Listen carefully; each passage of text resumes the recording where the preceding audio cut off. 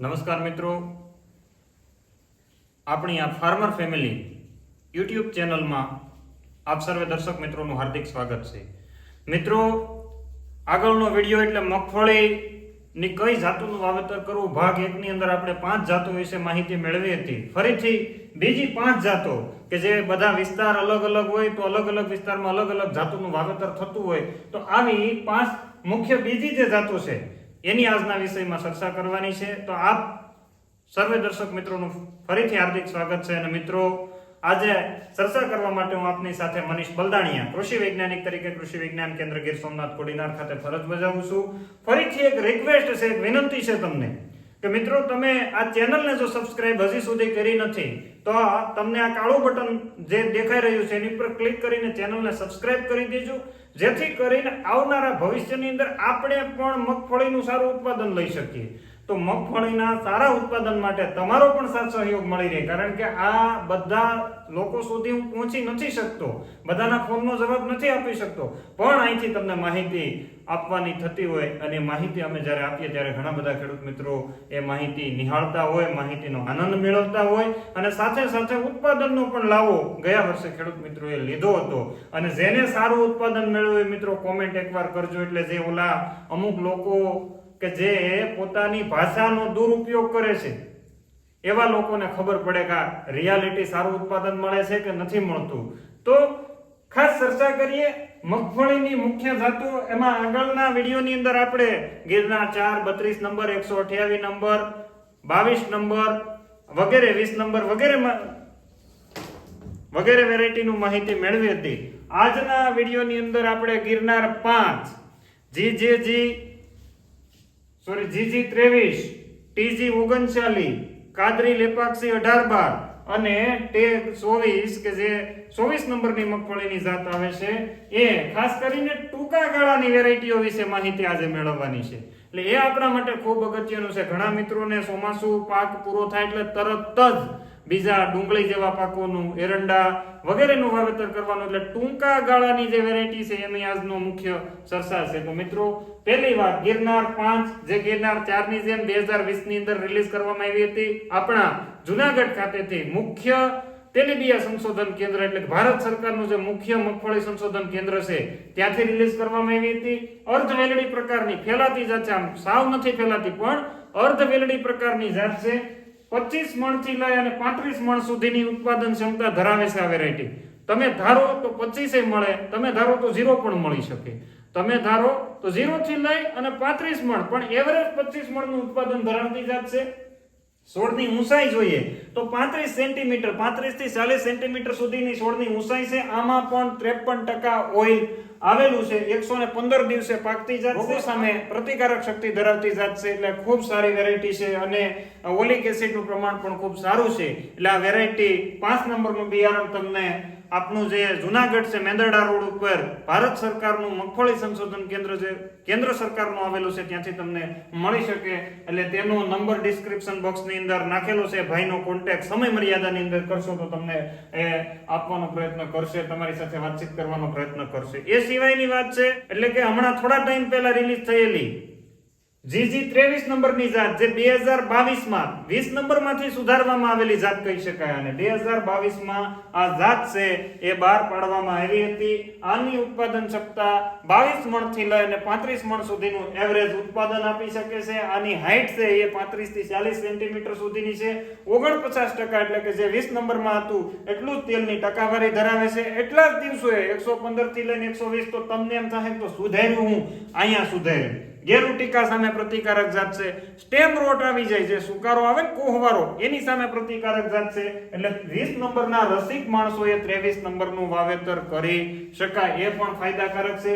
એ પછી છે TG39. જો યાદ રાખજો, 39 માં 2 આવે, GG ગુજરાતની આવે અને આ TG Bhabha atomic research centre થી ડેવલપ થયેલી વેરાયટી. આ વેરાયટી છે TG39, એ 2008 માં ભાભા એટોમિક રિસર્ચ સેન્ટર ત્યાંથી રિલીઝ કરવામાં આવી હતી. 22 મણથી લઈને 28 મણ સુધીની ઉત્પાદન ક્ષમતા ધરાવે છે. ટૂંકા ગાળાની અંદર 100 દિવસે પાકતી જાત. ઘણાએ કોમેન્ટ લખી હતી 90 દિવસ વાળી કયો નહીં ભાઈ, અમારી પાસે માહિતી છે ત્યાં સુધી 100 દિવસ સુધીમાં પાકતી જાત છે અને આને વહેલી પાકતી જાત. આની અંદર ગેરુ ટીકાનું પ્રમાણ થોડુંક રહેશે, પરંતુ વહેલી પાકતી જાતનું કોઈ વાવેતર કરવું હોય તો સારું, પણ આની અંદર બજાર ભાવ એટલા મળતા નથી અને ખાવા માટે જે લોકો કરતા હોય, હવે આપણે એટલું બધું તો ખાવાના નથી, તો વેરાયટી ખૂબ સારી છે.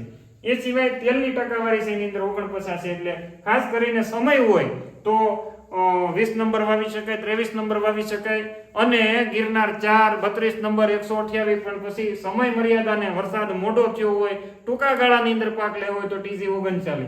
એ પછી સૌથી સારી જેને કિંગ કહી શકાય એવી કાદરી લેપાક્ષી 18-12 જે 2019 માં આંધ્રપ્રદેશની અંદર મતલબ ખાસ કરીને રિલીઝ થઈ હતી. ઉભળી પ્રકારની મગફળી છે અને 40 મણ જેટલી ઉત્પાદન ક્ષમતા ધરાવે છે. કેટલી? 40 મણ જેટલી ઉત્પાદન ક્ષમતા આ વેરાયટીની અંદર છે અને ખરેખર ઓરિજિનલ કાદરી લેપાક્ષી હોય તો ઉત્પાદન આપે એની મને ખાતરી છે. એટલે આ પણ સારી છે. 35 થી 40 સેન્ટીમીટર સુધીની હાઈટ ધરાવે, એટલે કે આમાં 1.5 ફૂટ સુધીનો છોડવો થશે.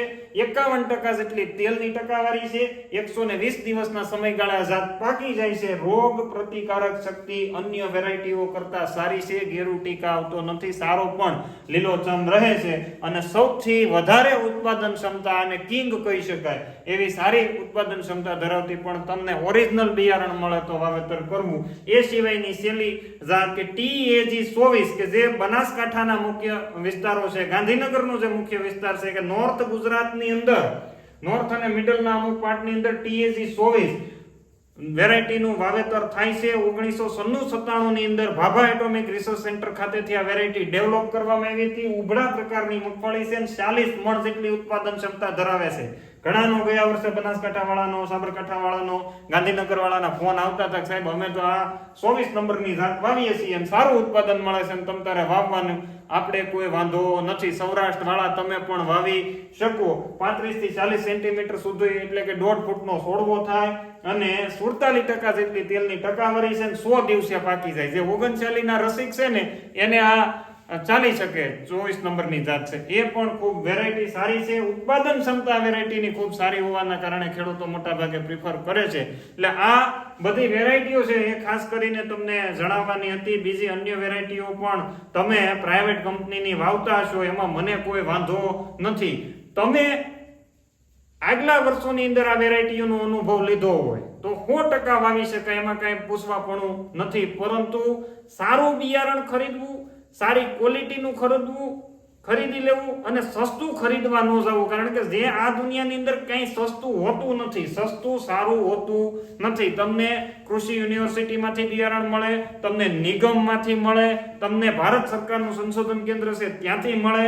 એટલે એ બિયારણ છે તમને જ્યાં સારો ભરોસો બેઠતો હોય એવી જગ્યાએથી બિયારણ ખરીદી અને આપણે મગફળીનું સારામાં સારું વાવેતર કરી શકીએ. આની સિવાયની તમને જો અન્ય કોઈ જાતોનું તમે વાવેતર કરતા હોય, કોઈ 10 નંબરની જાતનું વાવેતર કરતું છે, હજી આજે જેતપુરનો વિસ્તાર છે એ બાજુથી 1-2 ખેડૂત મિત્રોના ફોન હતા કે અમે તો સાહેબ 10 નંબરની જાતનું જ વાવેતર કરી શકાય, વેલડી પ્રકારની જાત છે.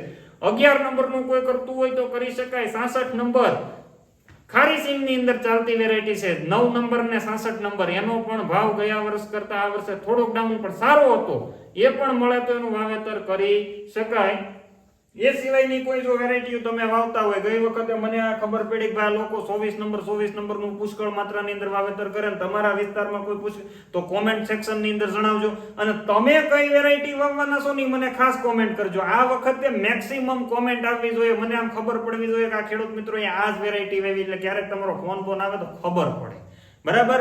એ સિવાયની વધારાની માહિતી માટે તમે અમારી સાથે જોડાયેલા રહેજો. ચેનલને સબસ્ક્રાઇબ હજી સુધી ન કરી હોય તો ચેનલને સબસ્ક્રાઇબ કરી લેજો અને વિડીયોને મિત્રો અન્ય લોકોને તમારા વોટ્સઅપના જે ગ્રુપ હોય, ગામના ગ્રુપો હોય, તમારે ધડાધડ શેર કરી દેવાનું. એમાં મને કોઈ વાંધો નથી ને લાઈક કરવાનું ભૂલતા નહીં. અને એક આ પુણ્ય તમને મળશે. બીજા લોકો કદાચ 39 વાવવાના હોય ને એમાંથી એને 100 વાવી દીધી હોય અને ઘેરે દીકરીના લગ્ન હોય ને ઉત્પાદન સારું મળી ગયું હોય તો આશીર્વાદ દે કે ભાઈ આ વ્યક્તિએ મને કીધું હતું ને આમાંથી મને માહિતી મળી તમને તો મળશે, હર મને થોડાક મળશે, તમારું ભલું થાય ને મારું ભલું થાય, એટલે બેયનું ભલું થાય. કારણ કે તમારી જીત થવી જોઈએ. હું તો અહીંથી માહિતી આપી દઉં, લેવાની તમારે છે, વાવવાની તમારે છે. આ બધી માહિતીથી આપણે આપણા દેશને સદ્ધરતા તરફ લઈ જવાનો છે. આ દેશનો ખેડૂત ભૂખ્યો ન રહેવો જોઈએ, આ દેશનો કોઈ માણસ ભૂખ્યો ન રહેવો જોઈએ, એવી પરિસ્થિતિનું આપણે નિર્માણ કરવાનું છે. આ ખેડૂત જ કરી શકે, બીજું કોઈ ન કરી શકે. એટલે ખેડૂત માટે એક સલામ છે મિત્રો.